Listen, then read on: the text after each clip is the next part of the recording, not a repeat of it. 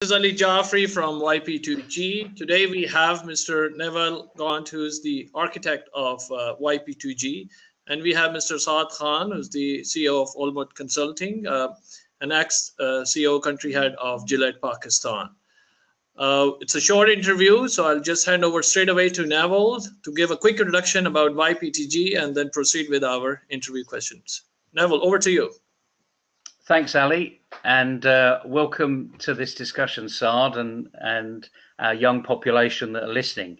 And the purpose of this short interview is to give you some insights into the reality of the business world. Some of these facts that we'll be giving you will be from personal experiences, and each of our interviewees over the time will be asked a number of questions to give their view of life as they see it. And I'm delighted to see that we've got Saad Khan on here today. Saad and I met on a speaking platform in December of 2017 at IBP in Karachi.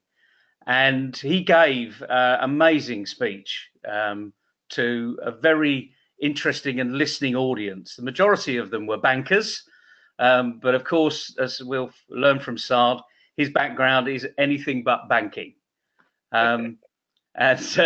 What he gave me this book, which we will put on the website and we'll recommend it to as a reading book, and it's called "It's Business, It's Personal," and perhaps that will give you an insight into how these discussions will go along. So, welcome, Saad, and thanks very much for being our inaugural interviewee. My honor, Neville. Really, it was a wonderful. I mean, I must say that meeting you was very inspirational as well, and I think we've been in touch ever since. And as I was mentioning to you, I have seen in my personal life that you should never take any interaction in life lightly, because I can go into 2-3 interactions I've had people. One is you, one is another person. My entire life has taken a different direction because of the knowledge I've gained from these people. So, I mean, I'm glad to be here. Thank you very much. Well, let's get straight into it. So let's just see an overview, with your experience at the very top of Gillette in the last few years. How do you see the biggest business challenges to Pakistan businesses today? You see, let me talk about businesses in general. When I see business in Pakistan, a multinational has got a little bit of more structured, approach toward things. But if I look at Pakistan, one of the shortcomings that I see is many of these people are looking for short-term gains. Mm-hmm. They are not there for the long term. Okay, they want the return on investment, and they want to walk away with payout. They don't realize that businesses require investment, require time and effort. So these quick wins are not going to happen. And many of them fail because either they don't have the patience or the perseverance of seeing it through, because businesses are usually full of challenges, things that you don't even know would hit you sometime, maybe because of economic issues or just because you've not really dotted the I's and crossed the T's of your strategy. And the second biggest, one is short-term focus, quick wins, and I think the third one that I would list is, most of our businesses do not realize that the real assets are people. So they don't invest in their people. I mean, in fact, like in P&G, one of the very famous quotes that comes from somebody back in World War II, I think in 1940s, was the fact that you can take away my plants, you can take away my trademarks, you can take away, just leave me my people, and I'll rebuild Procter Gamble to the current strength. So it's really the people who drive it. And what I've seen in many organizations in Pakistan is, it's unfortunately in our balance sheet, expenses, human resource expenses are on the liability side. So how much am I spending on payroll? How much am I spending on that thing? And they don't realize how much they're building. So I think these are the biggest challenges, even in startups and small and medium industries. That these are the same thing. If they suddenly have a long-term view, they've got a vision where they say, okay, I've got a certain goal I need to achieve, and have a realistic timeline, invest in your people, because they are the one who are going to win in this whole very highly competitive world. I mean, it's not going to be just the strategies alone. Like I mentioned even in my presentation, one of the insights was that having the best plans great plans, outstanding vision, but not having the organizational excellence to deliver them with excellence, you won't be able to deliver, and you won't be able to win. And it's an underlying principle of why we've launched YP2G, is that it actually builds that self-confidence, that self-determination, that self-esteem that really underpins what you say. I mean, a lot of I met the chief exec of SAP recently, and he said in very big open forum, he said the future chief execs will be the current CHROs. Now, frankly, I didn't even know what a CHRO was until I asked him. But it looks like every board member now has got chief in front of it. So it's the chief head human resources officer. So they will be the global leaders, the companies that are going to be global leading. They will be the chief execs of the future. And I thought that was quite telling, really, because SAP, as we know, is a bit of a financial animal. And certainly the current CEO hasn't really got a finance background. So it's quite interesting that, again, these are large global organizations. They employ nearly 100,000 people globally. But his focus was more on, give me the people, let me invest in people, let me network with people, everyone is talented in our organization, and that's why they stay. So it leads me on to the real challenging one then, is what do businesses look for in a young person, a young hire these days? I think the most important part of when you're hiring somebody is the values, which is actually not really rated very highly. People say, okay, what's the big deal about values?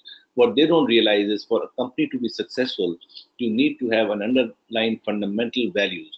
And when you're recruiting people, you need to make sure that they are in sync with the values of the company. If you are going to, for example, in Procter Gamble, we have very strong values of honesty and ownership behavior and things like that, which really made everybody trying to work in the same manner. We all showed honesty, we all showed ownership behavior, we all showed trust, and I think that made a difference. And while we interview people, we looked for those, incidents of those activities in their past behavior. Were they passionate about their job? And the other part, thing which I think we need the employees look for is, do you really have passion? You see, some people says, give me a job in marketing, finance, I just want a job. That doesn't work. You need to have a passion for the job. Do you really are interested in this kind of career? If you're a salesperson, just because there's an opening in sales, you say, okay, fine, I'll apply there because I want to. But you will never be able to excel. And in hindsight, if you do not have a passion, you will never succeed, or you may succeed, but you will never reach the top. You will never be able to excel in that job. You will succeed because you're intelligent. If you made me an architect, I would have been a good architect, but I would never have been the best architect out there. So I think that's another part of the recruiting process. And to me, in today's knowledge economy, I think one of the things that I look for in people is quick thinking, quick decision making. You don't have time. You don't have, it's not like, they should not be afraid. They should not be pushing the decision making upwards. And obviously, it has a lot to do with the culture in that company, how the management and the C-level management, do they delegate, do they allow people to make decisions? Do the systems allow that too as well? Because, I've seen many companies where they have so many controls that the people literally give up their power of decision making, and the whole company, and especially when you're a small startup, you don't have too many people out there. You need to make sure that everybody has the right capacity to think within their competency and make a call. Otherwise, things will just stagnate there, and the boss will be pulling all the strings, and he'll probably be burnt out and not be able to deliver the ultimate goal. And I think what you were saying about is that this critical thinking behavior, a lot of universities, colleges, and post-education arenas will say that they do focus on critical thinking. But like many leaders I talk to, like yourself, not once did you mention academics. It's not important anymore. And it's one of those messages. it's not important because we have an abundance of young people that have got good academic standards. So we've almost drawn the line under it and said, well, actually, yes, we expect you to have a degree. Can I share an insight I had? When I was heading finance department, I was CEO. A lot of people would come to me like, "How do I get promoted? What do I need to do to get promoted?" And frankly, I used to say, I said, in front of me there's a crowd of 50 people, 30 people. You have to get noticed. You need to deliver beyond the scope. You need to do something better than everybody else. I mean, if you can get that into your head, that's really when the difference will be made. I mean, just don't say, "Oh, I worked so hard." Everybody's delivered. Everybody's working very hard. This whole concept of good to great. You need to get into the great category, and great category is not that easy because you're all very good. So again, coming back to this whole thing, a lot of people feel that I'm the topper in academia. I've done this, I've done that. I mean, a street smart kid could probably beat you, because in real life, all of this levels the playing field. And then it's up to your own passion, your own drive, and your own commitment that makes a difference. Yeah, and it is that passion and that purposeful passion that tends to underpin everything we do. And you mentioned stand above the crowd. Be yourself. And in fact, in our program YP2G, we have a complete section called The Brand of Me. So really, exactly, really know who you are and what you do, and be the best, because everyone thinks they're the best. But in reality, when you start to look at yourself in the mirror, you start to close your eyes because you're not quite sure what you're looking at, whether you like it. But that's a very good point. Just to add to that point, never try to emulate other people. Don't emulate your boss. Get learnings from them. But what you cannot never change your habits and character. You'll always be what you are. You can always build learnings of patience, of critical thinking from other people, but be your own brand, which is very important, because a lot of people say, okay, fine, I want to be like him, I want to act like him, I want to, and then you destroy yourself basically if you try to, and copy. If I just add, what Neville just mentioned, and I totally agree, the need for recognition as an employee or as an individual, it needs to be high among individuals. But Saad, recently there was a survey done by career advisors in Pakistan. They conducted a survey collecting opinion from 500 head of HRs. It turned out 77% of employers in Pakistan are not happy with the quality of graduates they are getting. Do you agree? I totally agree. In fact, recruiting people is one of the most difficult things, and I think it has a huge reflection on our education system, to be very fair, in Pakistan. We are not educating them the way, because it's too myopic. It's just grades. I mean, there's a lot of other part of education, which needs to be taught in our education institution. And again, except for some elite colleges, the rest of the public sector organization and universities are not. And they're all looking for jobs, so they are all apply. And in fact, we have to really be very selective, because we are looking for people who can really excel in this specific discipline.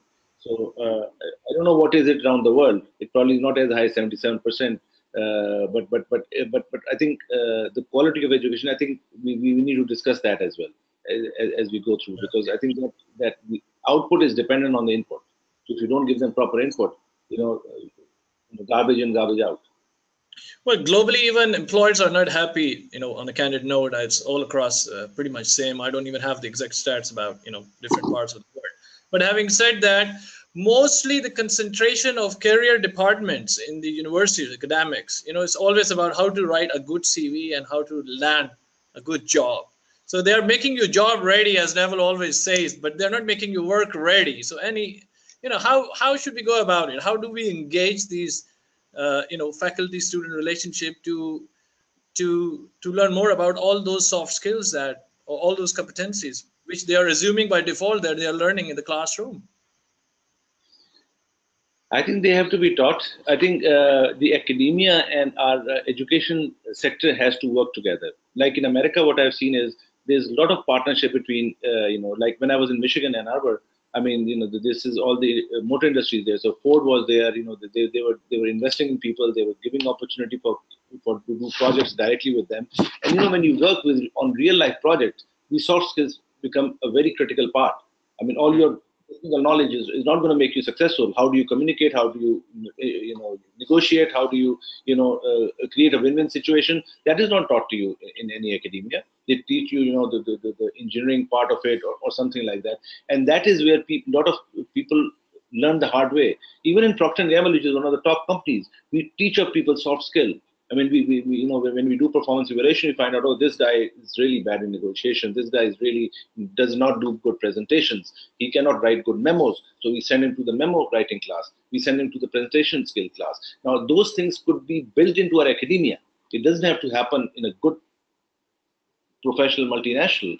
So if LUMS or IBA or these people should start learning from the shortcoming of the students that are leaving their place and build that into their academia as courses, I think that will definitely make a difference. I think it's interesting that we would come definitely from the same path about our academic system needs to do more, needs to do better. The interesting thing is, I don't know if you've been aware of this acronym called STEM. Science, Technology, Engineering, and Maths. And the interesting thing is, although Pakistan is a few years behind the UK, because the UK were the ones that designed it, in 25 years, I mean, my eldest child is 32, so she would have been at school at the time where STEM was really at its height. And even today, she doesn't even know what STEM is. So, and my youngest child, who's also a girl, is 23. She doesn't know what STEM is either, and yet they've been both went to grammar schools, which are the elite. You would have gone through because we would have gone to parents' evenings, and I can assure you that STEM pictures were on the wall.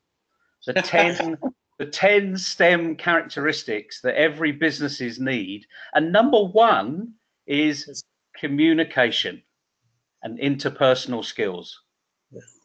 And yet none of my children who have been through fairly high level type of education, all but one went to university, have never heard of STEM. So I find it criminal in many ways that the education system is saying we're doing it, but the evidence is we're not. And it's as you say, it's inputs and outputs. And the only input and output in a school, a university, or a college is the qualification, the grade, an A, a B, a C, a 1, a 2, a 3, and that's it. And yet businesses are not interested in those anymore. And my question is, have they ever been? That's just to add, based on what you described on a family experience, Malala Yousafzai, who won the Nobel Prize from Pakistan, young, charming girl, she just visited Pakistan, and guess what? It was in the newspaper. I read that she said the only solution in the education system is to deploy STEM in Pakistan aggressively. So it was very heartening to see that she was actually mentioning. Obviously, she's going to Oxford now. She's well educated. She knows, but considering that we are also quietly, not quietly, aggressively now promoting STEM methodology through our YP2 Grow, and it was heartening to see that Malala is promoting and advocating the same methodology. Yeah. Well, I think the interesting. Sorry, go ahead, Saad. Go ahead. Please go ahead, Saad. Just for information, I'm chairman of Pakistan Innovation Foundation, and STEM. In fact, we call it STEAM. We've added art to it as well. Absolutely, I'll agree to that one. Art and mathematics. So we call it STEAM. And we are actually, for the last 2 years, we are doing this activity at LUMS. We book about 2 weeks in the winter break, and we bring in students between the age of 9 and 15 from all over Pakistan, and we teach them physics and mathematics, and we've got professors with examples, and it's an amazing. But the problem is that is not the solution. It should be happening in every institution, every education institution having a focus on STEAM. But the interesting thing is, and I'm not denigrating what LUMS is doing, because I think it's doing a fantastic job if they're really integrating this. No. That's our project. We just rent the Lum's place. Sorry, it's not a Lum's store. Sorry. No, okay. Well, but the main thing is there's a good focus on it. My point is there's been a focus here for over 20 years, and it hasn't taken root.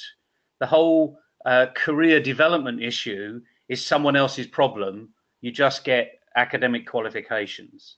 So I think what we're effectively saying is that if we could help education, there should be more of an alliance between the employing arena, businesses, and the educationalists. And again, sadly, I'll say we've had that here for 20 years and it's still not working.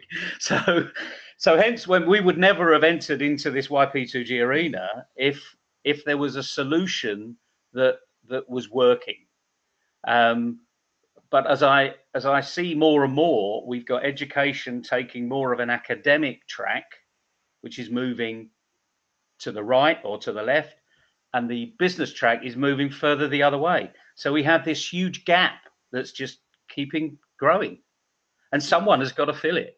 And that's why discussions like this are really important, because hopefully young people listening here are going to realize this. They're the ones that got to fill it, because it's their life. It's nobody else's life. If they want to get the best job, if they want to have a great life, if they want to enjoy themselves and not just function in a business, however good that business is, and clearly Procter Gamble and Gillette were paying for people to do great courses. But like anything else, if they didn't have the right attitude, you wouldn't send them on the course, because you know it's a waste of time. So it really goes back to this: how do we get the education system to instill some of these programs? Well, I think perhaps I may well be long retired by the time we actually get a proper solution, but I'm hoping that may not be the case. So let's just look at when you were not that you're that old these days, okay? But when you were a young man, if you were 20 years old today, and you were to look at yourself and have that opportunity to go back and say, what advice would I have given myself when I was 20? What would that advice have been? I think the first thing is try to find your passion, personal, which is very difficult. You know, sometimes you find your passion at the age of 40 or 30, but you always know what you enjoy more. You know, so obviously go in that area, work for a professional organization. I would not say start a business when you're 20. Some of them succeed, but many people need some sort of guidance. See, when you work in a company, you understand what finance and accounting is, how do you track cash flow, how do you manage people, payroll, things like that. I'm not saying you work for the next 20 years. You just go and get yourself in a professional organization, learn how the ropes work, find a mentor, which I think is very, very important, and learn from him. And build in yourself, some habits and practices that the mentor is saying. Find what your shortcomings are, and I think another thing is strive to be the best in whatever you do. I think that has to be in your DNA. And I've seen people who have succeeded in life are those people who have always tried to deliver their best, irrespective of the challenges they've had. They had stretch mentality. They always raised the bar. If they did something, they did it better next time. They were willing to walk out of their comfort zone, to experiment new things, to try new things. They used to think out of the box. I mean, these are the things that I would say, because these are things that I learned in my life over the last 15, 20 years. I wish somebody had given me a little bit of and I think above all, the fundamental thing that is right below everything else is to build a character or a footprint which you are known for. Right. For example, this guy is honest. This guy is hardworking. Anybody would vouch for him. I give in P&G. If you ask me, I had 10, 15 managers under me, and if I had to give a very tough project, I knew who to give it to, because I knew he will give his best. He will raise the bar. He will never let it down. Otherwise, to find excuses. So people have characters. So you need to create a character for yourself, and then you get known by that character. And it has to do a lot with your values. it has to do with your character, the ownership behavior. How much ownership do you show for that project? Is it the company's project? Is it my project? So all of that plays a role. I think this is what I would tell myself if I was 20 years old today. I have a feeling you probably did tell yourself that at the time, which is why you are where you are. But I'm sure everyone's going to benefit from those little words of advice there. I think one of the interesting things you were saying there about the integrity and the honesty and the hard worker, and when you had a project, you knew immediately who to turn to deliver that project. And I think that's probably where I've been most of my life. So I would have been outside your office and I would be banging on the door saying, Saad, I want that project. Give it to me. Give me a chance. Because that probably epitomized what I did, really. I'll give you an example. I think this was my 5th or 6th years in PNG. I was working in Saudi Arabia at that time. And, every time a new project challenge came in and my boss used to say, who wants to take this project? I was there, I'll take that.